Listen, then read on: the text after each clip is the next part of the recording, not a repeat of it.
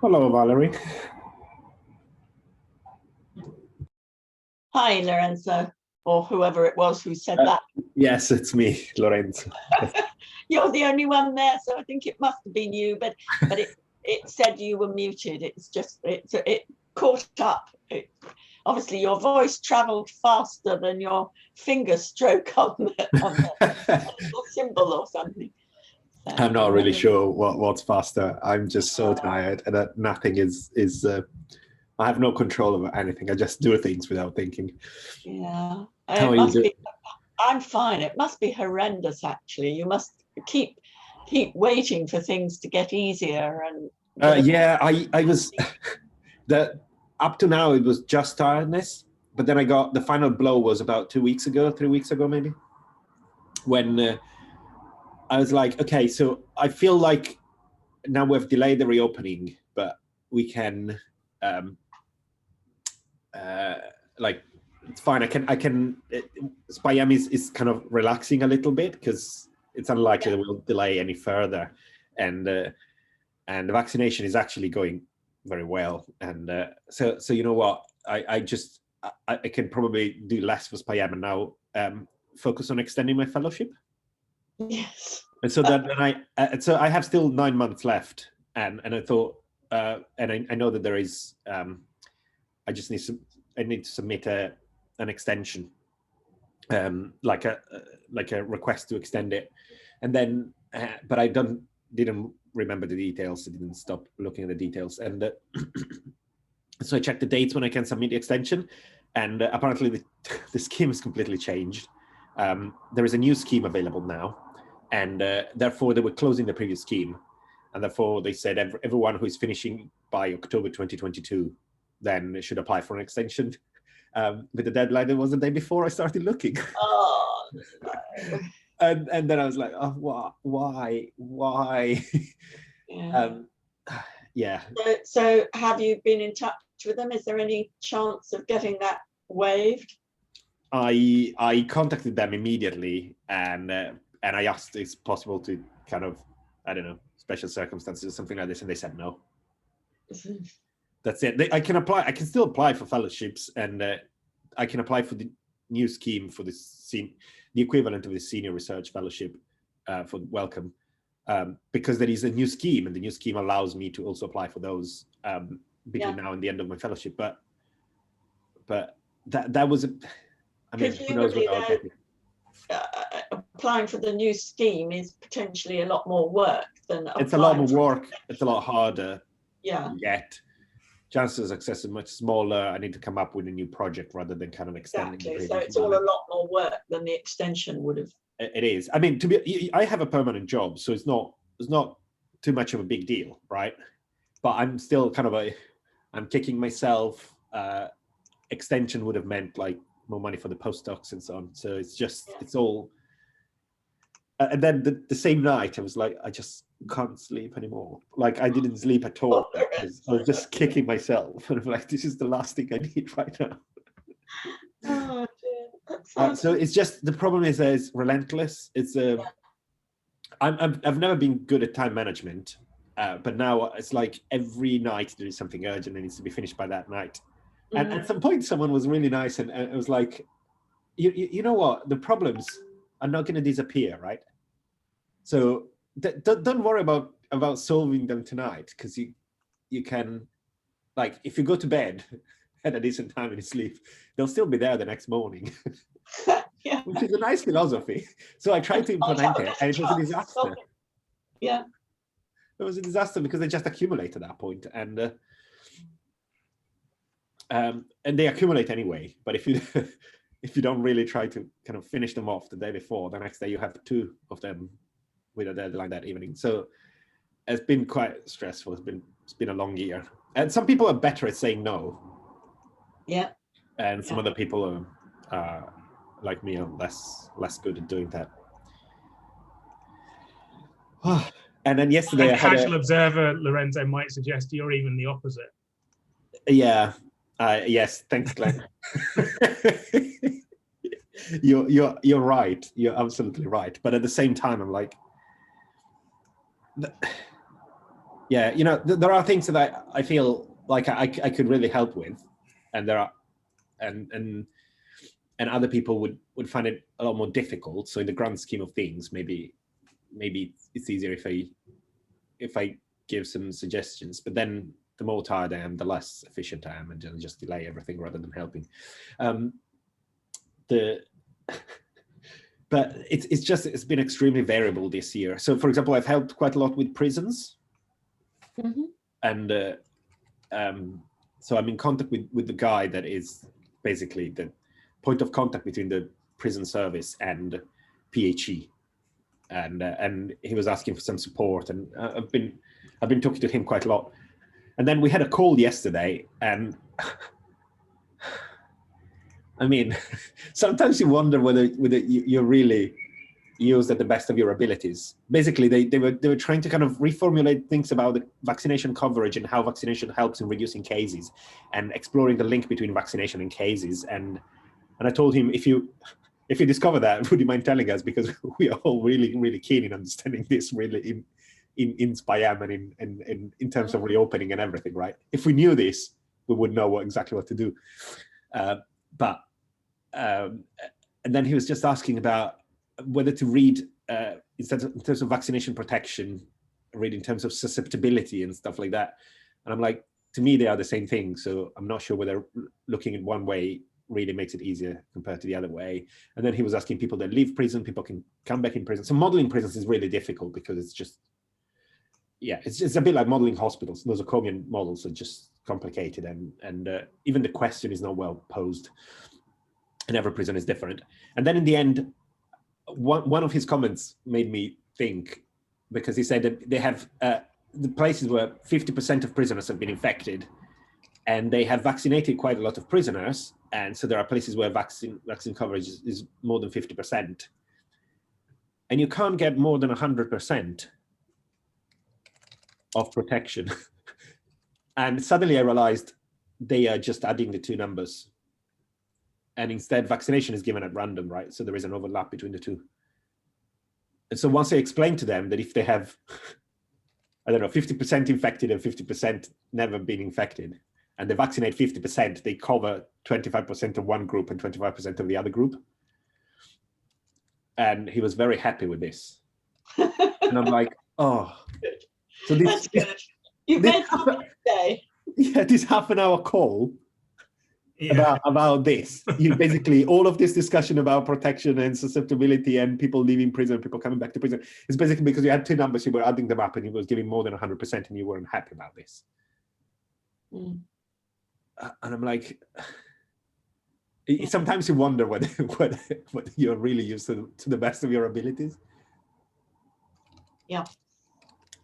But these are practical issues that people have. So. Do we know what's happening this morning? Are we expecting? I thought we were, but I'm probably going to leave. I'm just sending Nigel an email with some comments, but I had thought we were, and I was sort of hovering over whether I needed to, to log in, but because I thought it was on the point of being submitted, but I don't know. I thought this was not yet ready to be submitted. Right. And Nigel wanted to take a couple of weeks, possibly. Okay. I sent lots of comments by email, but they were just jotting down the things I said last meeting rather than edit to the paper. And then it's possible that Nigel said we're going to meet next week, but not at 10 or more like at 10:30 or another time. But I thought he said 10, but okay, then you remember better than me. This meeting has kind of shifted between 10 and 10:30 and 11, so it could be that.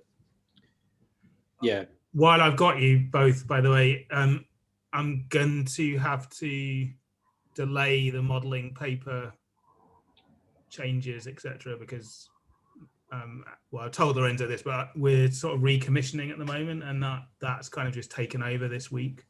Yeah.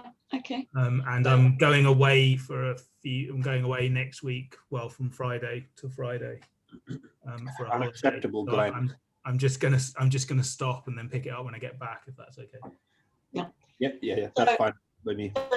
So no meeting tomorrow? Or No, next- we weren't going to meet tomorrow anyway. Actually, Oh, in fact, I can't remember. Maybe perhaps you weren't at the last meeting. I can't remember. I thought I was, but I'm getting a bit out of. No, I think we decided that was I always write things in my diary, and then if I've got a blank, I don't know whether it's because I took it out because we're not meeting, or it never got in there in the first place. No, I think we said we probably don't need to meet again. Okay, that's there's right. a bit of text about networks, which again, that's right, Lorenzo very kindly offered to help with. But honestly, Lorenzo, I'm sure we can do something that's good enough. So if you're really, well, as you are, definitely overcommitted, I'm happy if you don't jump in. On the other Obviously, hand, we'd value your comments if you do have the time. Obviously, I think his expertise will be better used writing something about networks than explaining you can't add two numbers together. Yeah, true. You think? Probably. Yes. So I offered. It's just that I had a conversation over the weekend with Francesca, and she was like, "I basically know nothing about networks." Also, but she says that, but because she's just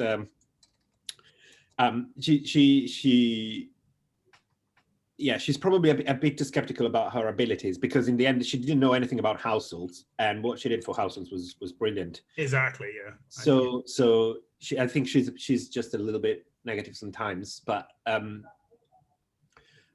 so the point is that she's like, there are lots of other people that are more expert on networks than me, and so I don't know why I'm doing this. And she was like, I don't know you, Glenn, whether you've worked a lot with networks, but probably not. No, and then she's like, and it's just Glenn and me, and now Valerie has offered to help, obviously, but it's just that in particular at the beginning it was just Glenn and me, and we know nothing about networks, and there are other people who are experts in networks that are just not really chipping in when their support would be much more valuable, and so I just felt guilty. Because I didn't even realize that this was the case, because I was like, I have limited time, I'm going to focus on households and just try to deliver that. Yeah, well, I think at one point we kind of decided we would avoid networks, but then it seems to keep coming back. So yeah, we felt we should say something about them. Mm-hmm. It just looks, when you read the whole thing through, it's just a very obvious gap somehow that you feel we seem to be avoiding. And even if we only put in a short paragraph, say why we're avoiding it, or that there's nothing much to say on this at the moment, or whatever. I just think we need to say something. Yeah, I feel that the situation is very similar to the households bit. Like in terms of proper analytical improvements, I don't think there is much, but I haven't really followed networks. I worked on networks in the past, and then I stopped because it's a bit too hard, and also I just don't find it particularly interesting, except for like writing a paper on it, which apparently is quite cited. The one from the challenge 2015 challenge, I was coordinating that one, but not because I know anything about it. It just feels like you can do some maths and some really special networks that are quite far from reality, and then when you try to make it more realistic, then you end up doing simulations. Exactly. So it's very similar to households in that sense. But that's very similar to all mathematical biology, isn't it? Okay, fair enough. Very good point. But I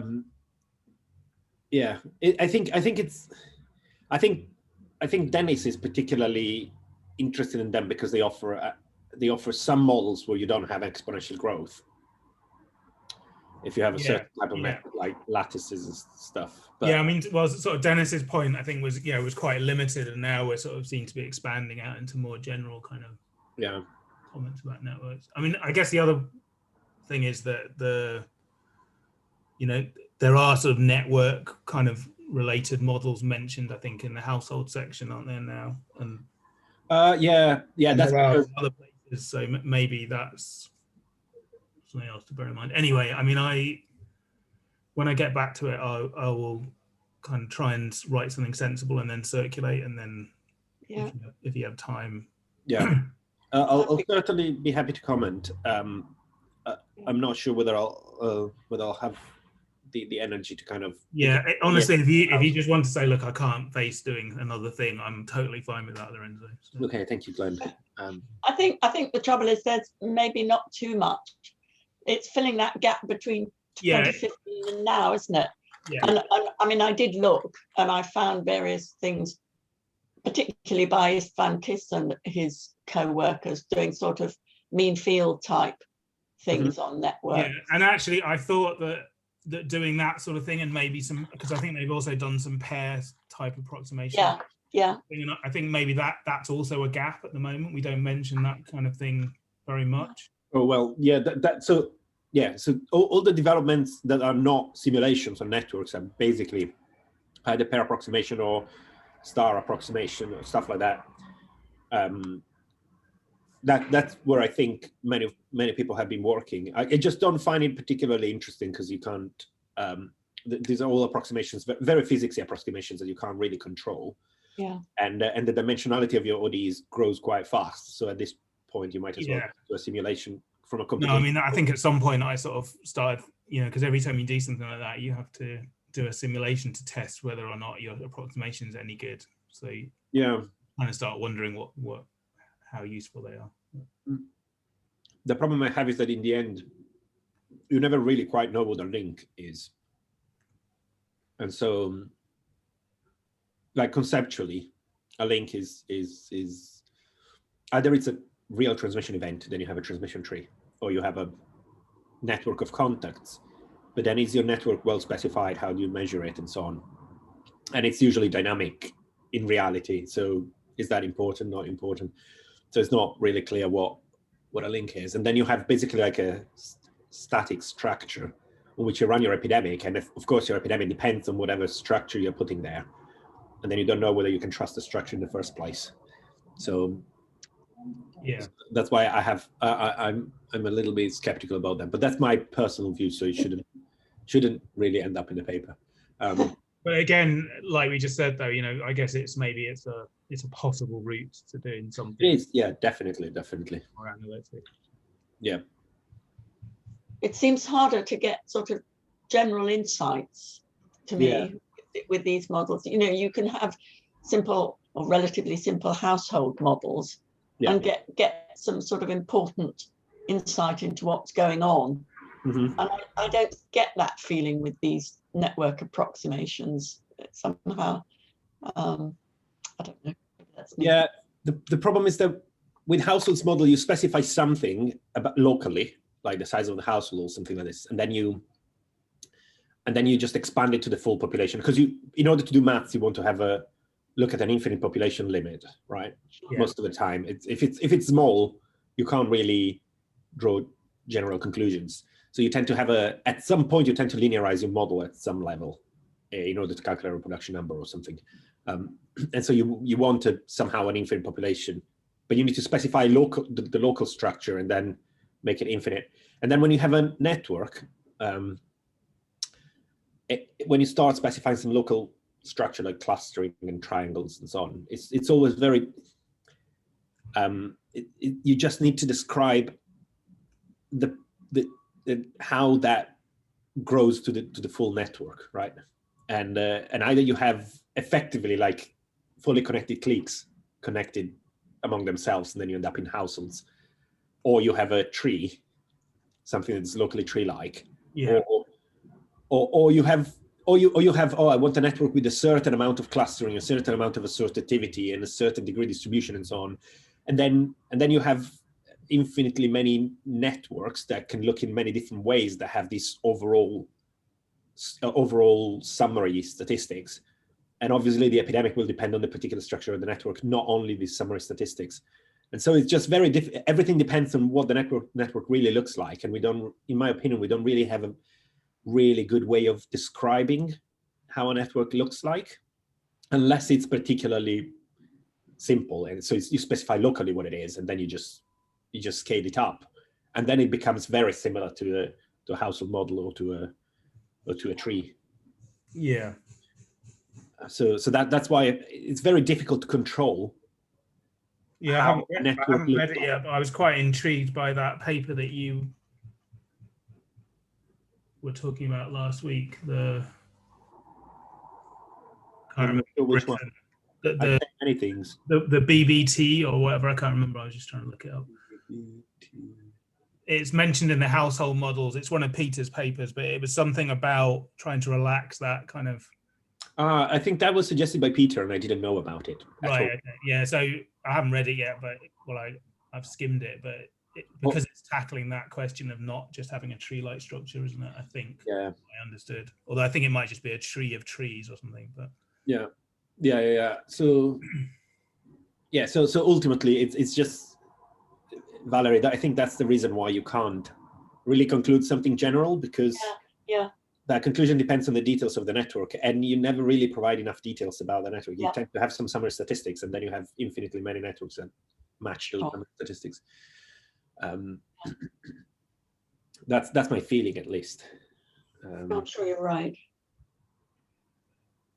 So it's almost more than a mathematical problem. Is how do we describe a structure using its summary statistics, or how much more information we need to describe a structure that is univocally described. yeah. And it's more like a descriptive problem than a mathematical problem, if you see what I mean. But yes, lots of people have done lots on pair approximations, and much more than what I've been working on. Yeah. Anyway, so I thought that's maybe a sort of something to mention, at least. Yeah, I'll try to have a look at that. It's good that it's not to be done today or tomorrow, because I just would die probably. Yeah. Okay, thanks. No worries. I think I might head off. Yeah, that's fine. Me too. Did you hear anything? Did Nigel reply? No, because I haven't actually sent the email yet. Okay. I got distracted by our conversations. You are very much like me. Oh well. I can't multitask, you know. I'm terrible at that, and yeah. And sometimes I write what I need to do down, but then I lose the piece of paper, or I don't. Yeah, I've tried various solutions to this problem, but I still end up having piles of paper on my desk with scribbled notes. And the amount of bits of paper with notes written on them on my table is immense. And if I put them on the computer, because then it's, it's only one place, right? And then I forget to look at it, and so it's a bit like not having it. Yeah. I don't know how other people cope with life, basically. In general. Some people seem to be able to survive. Well, maybe it's the saying no thing. If you say no to enough, you keep it under control. So.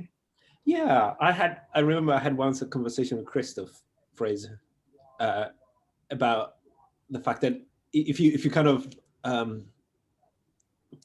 aim for a lot, you are kind of pushed to do stuff, and then you might not deliver that much, and you will feel like you haven't succeeded. And there was it was during a group meeting, and then we decided that if you scale it down enough, then you can always succeed. Like today, I woke up and I brushed my teeth. That's it. And you can say, well, today I've done my fair bit, and yeah. I think that is this thing, isn't it? If you've done something good every day, then you should probably not worry about the rest. But yeah, said than done, obviously. But yeah, but yes, you're right. Having one good thing, say, if I've done this for the rest of the day, I can do whatever I want. Not whatever I want. Like I can work and I can do other things, but I shouldn't feel bad if I don't finish it. Yeah, exactly. Yeah. Yeah. There is this thing about mathematicians can only work for 4 hours or something, isn't it? I think. I didn't know that. That's the upper limit. I can't remember who said that, but there was definitely some mathematician that kind of was talking about the fact that that was about as much work as a mathematician could do in a day. Yeah, I mean constructive work. I yeah, exactly. Yeah. Sort of proper work. You can answer emails, etc. But after that, it's just the amount of admin that is required. It's just crazy. I mean, how much time do we spend on emails, for example? Huge amount. Yeah, and anyway, I didn't want to bother you with like talks about life. Right. Well, I don't know whether it's 10:27, worth hanging on a couple of minutes in case 3 minutes and see whether it's at 10:30.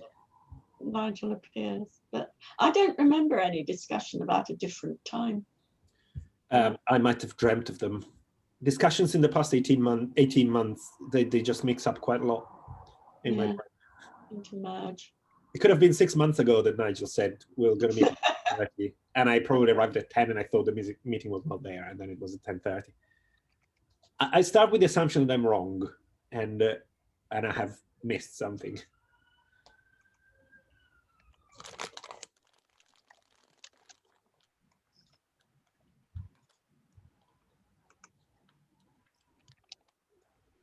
But good luck, Glenn, for your recommissioning. And Yeah, thanks. sounds stressful. Yeah, mildly. Mm. It's an awful lot of paperwork as well.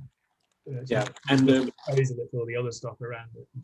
and also all the best for your break, your holiday. Yeah, thanks. Yeah, make Okay. sure you really do switch off all that email. Yeah, well, I'm not taking a laptop with me for certainly. And I'm hoping we're somewhere which is fairly well. We are somewhere fairly remote, so I'm not Wow, sure that's brave. either. So That's brave. yeah. So when are you going? In a week's time? No, Friday, tomorrow. Tomorrow. Oh, tomorrow. Okay. Tomorrow, sort of lunchtime, we're going. Right. Okay. And then back next Friday. So Yeah. should be nice. Up to Torridon. I don't know if you know it.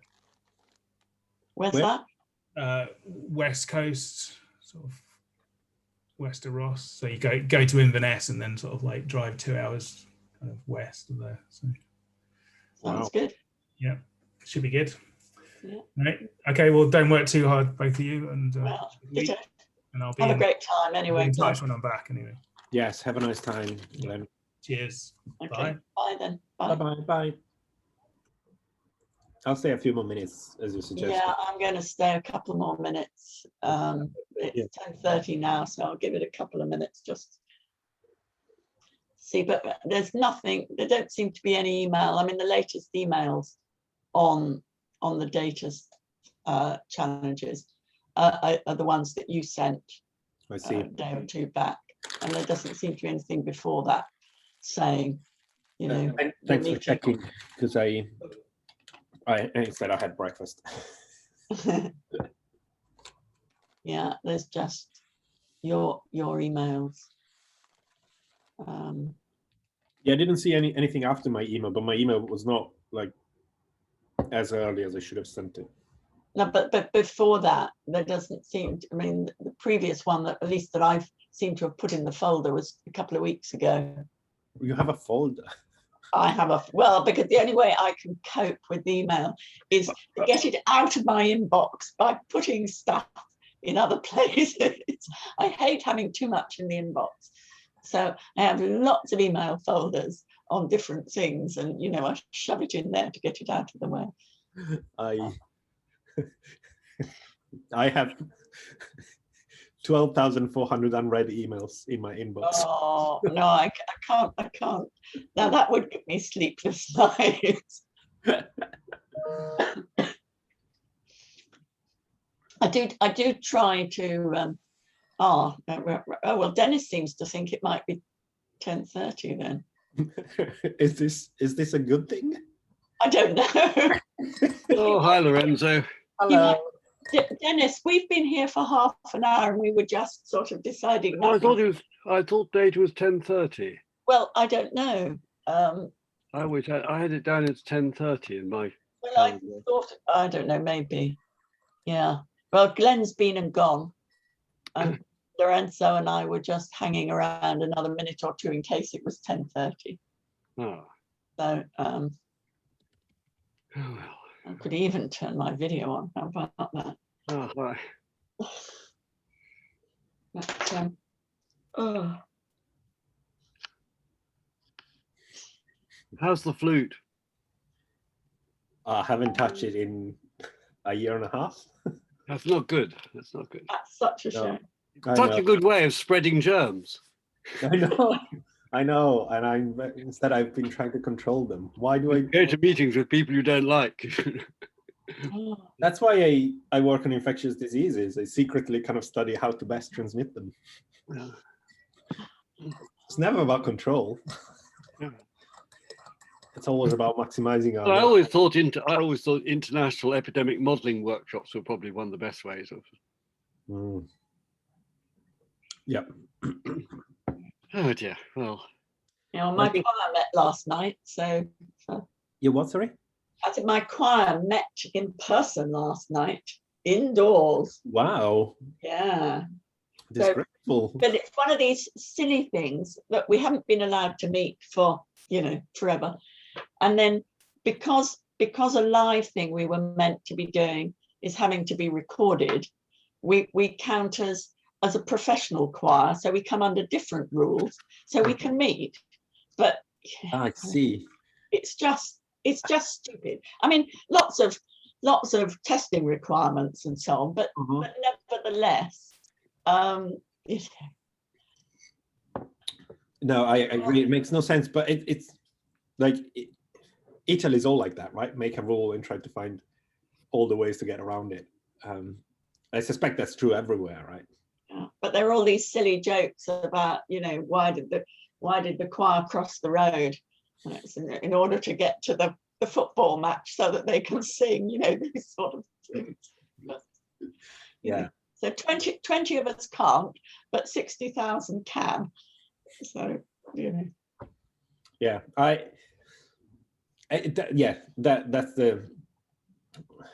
that's the usual problem, because you can't tell people be sensible. Be sensible is just not a good instruction to anybody. Some people will.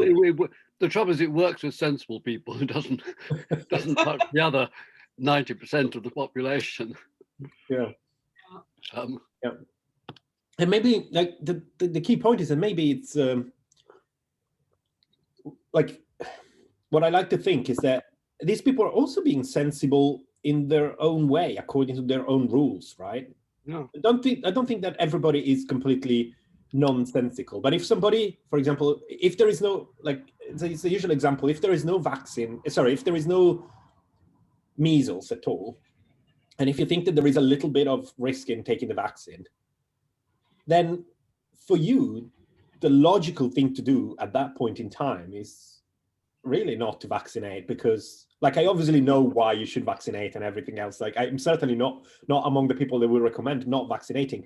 But from a logical point of view, if you only, at the moment, you only have the risks of the secondary effect of the vaccine, and you don't have the risk of the disease because the disease is not there, then it make logical sense not to vaccinate. But then if enough people don't vaccinate, then everybody's worse off. It's a problem of the kind of the cheater in biology, right? It's a problem with elimination, that if you get the numbers so low that, let's say, only 10 people actually have the disease across the whole country, then everyone might say, well, the risk for me is minimal, I'll go out and live normally. Of course, if I was any one of the, let's say, 50 contacts of those 10 people, then I should be much more careful. But the trouble is, we don't know who the 50 potential contacts of those 10 people are. Yeah, sure. But I mean, for measles, there are moments when there's no infection at all. And then the risk of the infection is zero. And the risk of the vaccination is tiny, but positive. But it's the same problem why you have cheaters in every kind of biological system. And because you temporarily, it benefits you, but it might not benefit society as a whole. And it's just conflict of interest across different scales. And so from a logical point of view, they are right, but maybe their goal is to maximize the personal profit rather than the societal profit or whatever, which is very natural as well, right? And we all kind of have that a little bit. And it's it's a problem with, I don't think that everybody who is doing something that is different from what I would do is being unreasonable. I think they are being logical according to their own criteria that might be different from mine. And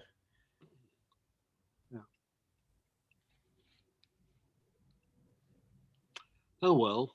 Yeah. So it's not 10:30 either. We've been all wrong in many different ways. Oh well, maybe we'll give up and have a cup of coffee. Yes. Oh, I brought my coffee, but you can go and make yours. Yeah. Well, that's How are because you? I was here. Yes. Okay. How are you, Dennis? I haven't had any social interaction with people in any normal way for any amount of time. Oh, Well, I'm fine. Well, good. That's it. Then. when are Thank you going to take some time off, Lorenzo? I Glenn was talking about taking his week off. When are you going to actually stop? I'm going to maybe a couple of weeks.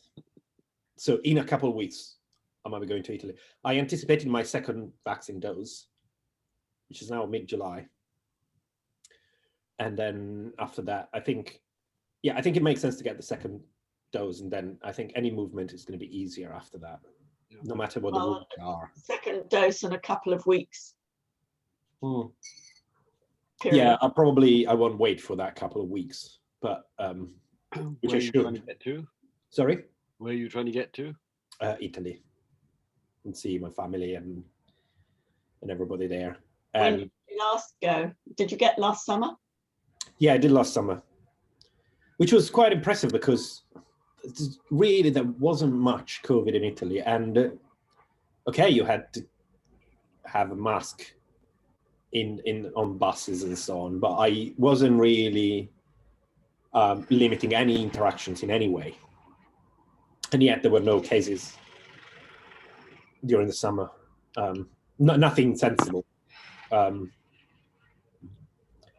So I don't know. I'm still kind of very much seasonality. Yeah, I think seasonality is playing a big role, but it's always difficult. And if that was the case, then why would we have?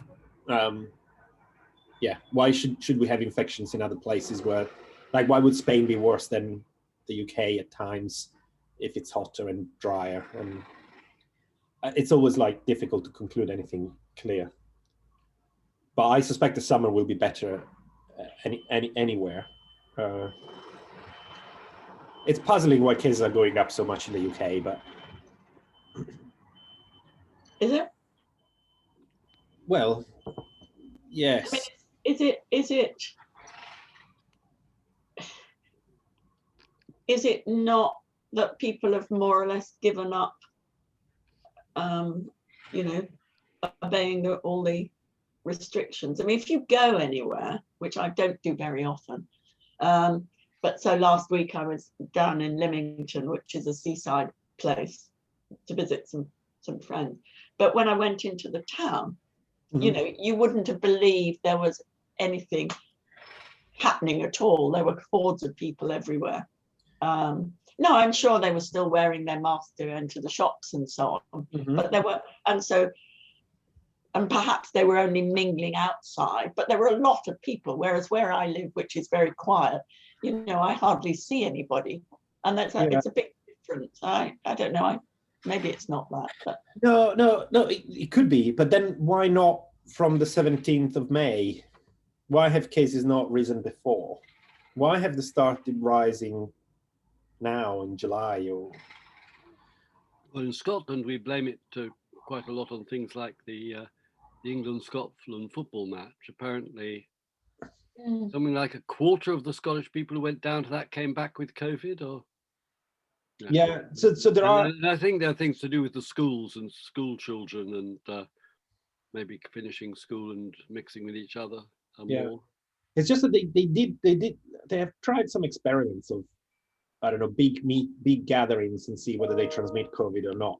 But to me, that's completely flawed as an experiment. Because if the prevalence is, I don't know, 0.01% in the population, and you have a big gathering, then chances that there is nobody infected at that gathering is very high, and that gathering causes no cases. And if there's 1% of cases in the population and you have a big gathering, then that's certainly an opportunity for spreading. And so I just don't know how you can put a number to a gathering without taking into account the background prevalence in the population. Sure. So you can't say it's secure or not, or it's because we had masks or not that is making the difference, right? So I just don't know. And the truth is that we don't know who is getting infected and where. Like throughout the entire pandemic, we had no idea who was getting infected and where. From a practical point of view, like the cases are going up, but you don't know how to. We don't have any insight in the detailed mechanism of where the test and trace is going, where they are ramping up in testing, what they're doing, and who gets infected where. So you have lots of these weird studies where people say, oh, it looks like most people get infected. The last places that people visited before testing positive were shops. We're like, really? Right. That's good to know. People go to supermarkets. Everybody goes to supermarkets, and they just happen to have a positive test at some point. So it's just it's mostly that's just a very invisible infection, right? It takes a long and variable time between infection and onset of symptoms. If you have symptoms, your symptoms are not clear. Some people don't have them, and some people die. And you're like, how can you control or understand any of it? I don't know. Anyway, we ended up talking about the fact that things here are going up so fast in schools at the moment. I mean, must tell you something about where those kids are being infected. You mean schools? Yeah. Yes. So certainly, but the question is has never been really whether there is infection in schools, because there is infection in schools. The question is whether there is. The question ultimately is always a political one, right? That's the difficult part. We can tell you that this thing increases your chance of getting an infection, but it's difficult to quantify that. And ultimately, even if I quantify that, someone needs to make a political judgment of whether that increase in risk is worth the benefits of having the education system open. Sure. So that's so you can't that you can't solve. But no, I agree. But the fact that they something must be different, that case numbers in schools are so high in many schools at the moment. Could that be the vaccination? Or is it just that schools are open and the rest of the society was not open for a while? It's also difficult to understand these things because policies have been changing every month throughout the pandemic. You're saying that if it wasn't for vaccination, it wouldn't just be the schools where the numbers would be going right up. And could be, right? Yeah. Could be that just the adults are vaccinated so they don't get infected. Or could be that most of the that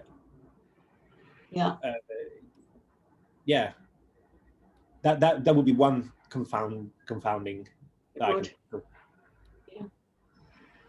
There are others, but it could be like that we're now seeing the impact of reopening schools for a sufficiently long amount of time. So at the beginning, the prevalence was very low, and so schools maybe didn't see many infections for a month or two. And now the prevalence is going up because generally everything is open a bit more. And now that there is a higher prevalence, maybe also in adults, those are causing some of the infections in the children and then bring it to schools. And that's why you see infections in schools.